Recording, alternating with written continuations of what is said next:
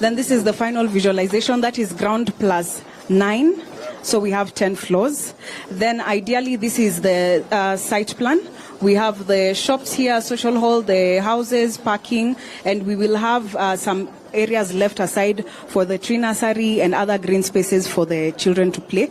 So we have a total of 320 units.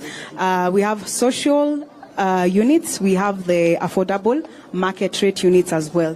So we have a total of 80 social units, a total of 160 affordable units, and we have 80 market rate units. So in the social we have 1 room, 2 room, and 3 room. 1 room units are 20, 2 room units are 40, 3 rooms.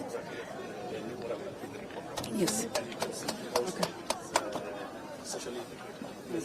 Oh, yeah. Okay. Very good. Yeah. Yes. It's all integrated. Okay. Thank you.